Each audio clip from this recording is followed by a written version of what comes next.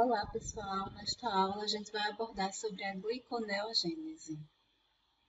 A gliconeogênese é uma via de síntese de glicose a partir de outros precursores, por isso o termo neo, que vem da terminologia novo, certo? Então é como se o corpo procurasse uma outra forma para sintetizar a glicose. Quando nós vamos precisar desta via? Bom, o corpo ele basicamente utiliza essa via em situações em que houver insuficiência de glicose, provavelmente um jejum. O que a gente considera um jejum normal ou um jejum curto seria no mínimo 6 horas. A partir de 72 horas, consideramos que seja um jejum prolongado. Então, o corpo vai procurar vias alternativas de conseguir glicose, porque nesta situação ele não vai ter mais como utilizar as reservas do fígado. Então, isso pode acontecer quando o corpo está fazendo uma dieta ou uma redução da ingestão de carboidratos, proposital ou não, certo? Em situações clínicas que levem o paciente ao internamento ou alguma condição em que ele não possa fazer a ingestão de alimentos normalmente, ou motivações religiosas, é muito comum também em algumas tradições acontecer o jejum prolongado, seja por protesto ou seja por algum tipo de penitência, enfim. Então, nessas situações, nós vamos levar o corpo a esgotar as reservas de glicogênio do fígado. Dessa maneira, nós não vamos ter de onde mais retirar a glicose. Então, como nós sabemos, o glicogênio ele é armazenado no fígado e nos músculos. Então, quando a gente ingere a glicose, uma parte dela vai ser degradada e uma outra parte vai ser armazenada para que possa ser utilizada nessas situações de emergências, certo? A professora Raíra, por exemplo, ela gravou lá no canal dela um videozinho de homeostase de glicose que fala muito bem sobre essa questão do armazenamento da glicose pelo fígado e pelo músculo e que pode ser utilizada nas situações de falta de ingestão. Então, até um certo tempo, o nosso corpo ele vai utilizar essa reserva.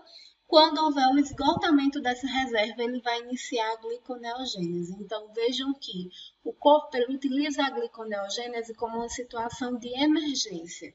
Ela não é uma via que ocorre comumente. Ela vai ocorrer nestes casos de emergência.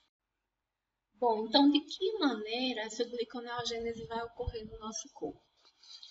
Bom, o organismo ele vai procurar precursores que possam gerar piruvato. Por quê? Nós vimos que a degradação da glicose, ela gera piruvato. Então, se eu consigo transformar um composto em piruvato, eu consigo também gerar a glicose a partir dele. Ou eu posso também gerar os intermediários da via glicolítica e aí eu também vou conseguir chegar à glicose. Então, a gliconeogênese ela é basicamente a conversão do piruvato à glicose. Por isso, algumas vezes ela é considerada a via contrária à via glicolítica, mas simplesmente porque ela ocorre no sentido contrário. Não quer dizer que nós vamos finalizar a via glicolítica e retornar, porque nós vimos que a via glicolítica ela ocorre em várias situações do nosso corpo e ela é uma via comum. Já a gliconeogênese ela ocorre somente em casos de emergência. Então, nesses casos, a gente vai procurar alguma matéria-prima que gere piruvato para então gerar a glicose, certo? Para isso, nós vamos realizar as reações da via glicolítica no sentido inverso. Ou seja, todos aqueles produtos que foram gerados, eles vão ser substratos e as reações vão ocorrer no sentido contrário. Porém, a gente viu que tinha 3 reações que não podiam ser invertidas, que eram as reações irreversíveis. Elas não podem ser invertidas por conta das enzimas que são irreversíveis. Então, por isso, nós vamos precisar substituir essas 3 enzimas, a hexoquinase, a fosfofrutoquinase e a piruvatoquinase. Quais são os precursores que a gente pode utilizar para formar a glicose? O lactato, os aminoácidos, com exceção da leucina e da lisina, e o glicerol. São alguns dos compostos que a gente pode utilizar. São compostos considerados não glicídicos, ou seja, eles não são carboidratos, não são degradados para gerar glicose, mas neste caso, eles vão ser utilizados para este fim. Bom, então basicamente o que vai acontecer? Coloquei aqui um quadro onde de um lado eu coloco todas as reações da via glicolítica, simbolizada pelas suas enzimas, e do outro lado as reações da gliconeogênese. Então vejam que apenas o que está marcado em amarelo é o que vai ser substituído. Como nós iremos iniciar pelo piruvato, então a gliconeogênese ela inicia aqui na conversão de piruvato a fosfenolpiruvato, que era a última reação da via glicolítica e vai ser a primeira da gliconeogênese. Essa reação, no entanto, ela é exergônica, ela libera ATP, libera uma grande carga de energia. Como nós vimos lá em bioenergética, quando eu tenho uma reação que ocorre a liberação de energia, é como se eu comparasse ali, lembram daquele exemplo que eu coloquei, uma pedra sendo empurrada por uma colina. Então, a reação que libera energia, ela ocorre de forma espontânea. Já quando eu tento reverter essa reação, seria trazer a pedra de volta para cima da colina, eu vou precisar de um esforço maior. Então, por isso, neste caso, a gente vai precisar substituir a enzima piruvato quinase por duas enzimas, a piruvato carboxilase e a fosfenol carboxinase, certo? Então, nós vamos ter que processar essa reação em duas etapas, por ela ser altamente exergônica. Então, como ela libera ATP, ela vai precisar utilizar duas moléculas de energia aí para a gente poder conseguir reverter, certo? Já no caso da reação 3 da gliconeogênese, ela é a 9 da via glicolítica. E são mantidas aqui as enzimas até que eu chegue lá na fosfofrutoquinase, que é a terceira da via glicolítica e vai ser a 9ª da gliconeogênese. Então, ao invés de eu utilizar a fosfofrutoquinase, eu utilizo a frutose 1,6-bifosfatase. Tá? Então, vai ser substituída também. A 10ª reação é a segunda da via glicolítica, que é a fosfoglicose isomerase. E, por último, a primeira reação da via glicolítica, que seria a hexoquinase, vai ser a última da gliconeogênese, que é a glicose 6-fosfatase. Então, a gente já vê aqui a diferença também, que vão ficar 11 reações, né? A glicólise só tinha 10, porque a primeira reação a gente precisou substituir. Então, aqui a gente vai ter a glicose 6-fosfatase agindo, tá? Então, a conversão da via glicolítica de glicose a piruvato, da gliconeogênese de piruvato a glicose. Bom, então aqui nós temos agora os substratos e produtos da via glicolítica. Nesse quadro anterior a gente viu as enzimas, agora vamos ver substratos e produtos. Os substratos e produtos são os mesmos, ó. Então, nós temos aqui os mesmos compostos. A gente inicia com glicose e chega a piruvato. E já na gliconeogênese, a gente sai de piruvato e volta para a glicose. Então, é como se a gente estivesse fazendo uma via de mão dupla, né? A gente vai por ela e retorna também por ela. Porém, aqui a gente vai utilizar alguns precursores, como a gente viu. Então, no caso, para que eu possa reverter essa reação de piruvato a fosfenolpiruvato, como eu falei, ela é altamente exergônica, ela libera uma grande quantidade de energia. Então, a gente vai primeiro converter o piruvato em oxalacetato, para então conseguir converter ele em fosfenolpiruvato. Tá? Como vocês podem ver, eu também posso usar o lactato como alternativa. Tá?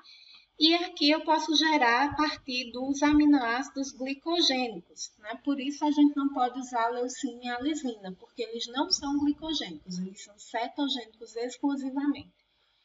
Então, os aminoácidos podem gerar o oxalacetato, e o oxalacetato vir aqui para fosfenolpiruvato, ou eu posso ter diretamente de lactato a piruvato, e aqui piruvato, converto em oxalacetato e volto para fosfenolpiruvato. Então, são possibilidades de início. Eu posso iniciar dos aminoácidos, eu posso iniciar do lactato, e aí eu tenho essas possibilidades da via gliconeogênica, ocorrer. Como nós vimos também, a partir da quarta reação, a gente tinha a divisão, né? Então, nós tínhamos gliceraldeído e dihidroxicetona. Então, nós vamos precisar de um composto para gerar a dihidroxicetona para que ela possa se unir ao gliceraldeído e formar a glicose. Porque se eu tiver só um piruvato, não vai dar origem a 2 gliceraldeídos, certo? Então, eu posso usar o glicerol, que é produto da degradação dos triglicerídeos, das gorduras, que nós vamos ver mais à frente. Então, o glicerol, ele dá origem ao glicerol fosfato e vai dar origem à dihidroxicetona, que vai entrar aqui para compor a glicose. Tá? Então, o glicerol, ele também é um composto não glicídico utilizado na gliconeogênese.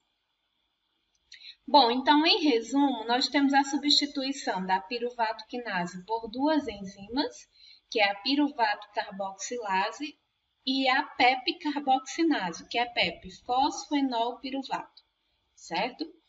A fosfofrutoquinase é substituída pela frutose 1,6-bifosfatase. A hexoquinase é substituída pela glicose 6-fosfatase. E aqui nós temos a localização destas enzimas. Na glicólise, a gente tinha todas as enzimas no citosol. Aqui diferencia um pouquinho, tá?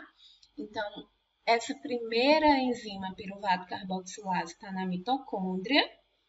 E a glicose 6-fosfatase, ela fica na membrana do retículo endoplasmático. Bom, a gliconeogênese no músculo ela é um pouco diferente. O músculo, ele utiliza o seu glicogênio em poucos segundos, quando ele entra em exercício físico. Então, o músculo, ele não vai precisar dessa situação de jejum extremo para realizar a gliconeogênese. Ele pode realizar essa gliconeogênese pelo simples fato da pessoa estar fazendo um esforço ou uma atividade física.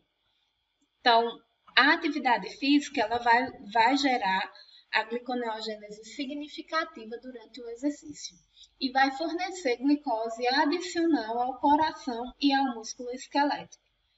Através da gliconeogênese muscular, ele vai poder gerar uma glicose para poder continuar em exercício físico, tá?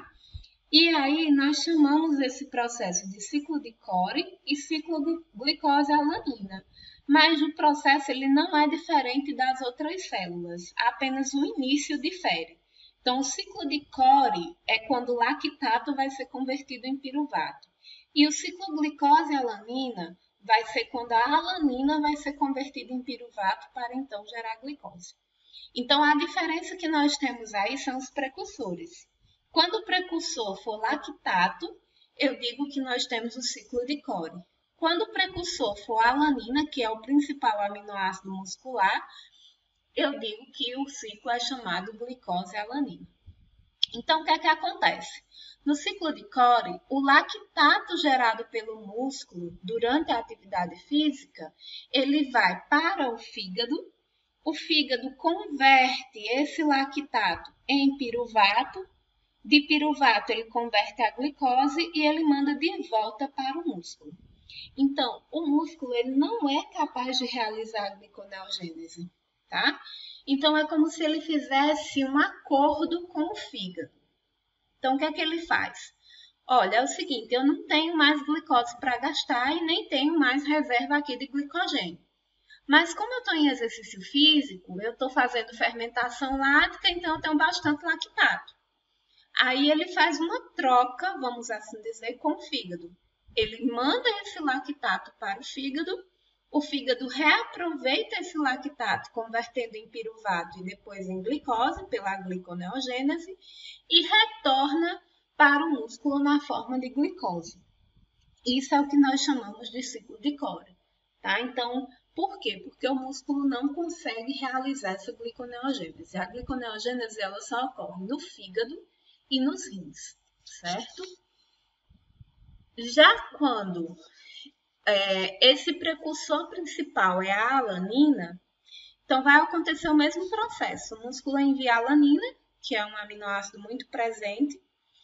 No fígado vai ocorrer a desaminação da alanina, ou seja, vai ser retirado o grupamento amino, né, a amônia, que não serve. Isso a gente vai ver depois lá em metabolismo dos aminoácidos. E aí ele converte essa alanina em piruvato, de piruvato converte em glicose e envia de volta para o músculo. Quando o músculo vai mandar alanina e quando o músculo vai mandar lactato? Depende da condição fisiológica e metabólica, mas normalmente isso depende também do nível de exercício físico, certo? Então é por isso que a atividade física aumentada, ela pode gerar um efeito contrário àquilo que algumas pessoas esperam, né? Então, se ele espera, por exemplo, o crescimento de massa muscular, eu estou degradando as proteínas, os aminoácidos do músculo quando eu levo ele à exaustão, porque ele vai ter que trocar esse aminoácido por glicose, falando de forma grosseira. Então, isso vai fazer com que ele tenha uma perda, né, ao invés de um ganho. Então, quem objetiva o ganho de massa muscular não deve fazer um exercício físico que leve o músculo à exaustão extrema, tá? Não que ele não vá se exaurir, mas que não seja uma exaustão extrema, além da capacidade que o corpo tem de nutrir, porque aí ele pode chegar nesse estágio de perca de proteína em troca de glicose, certo? Bom, esses foram os principais aspectos sobre a gliconeogênese e bons estudos.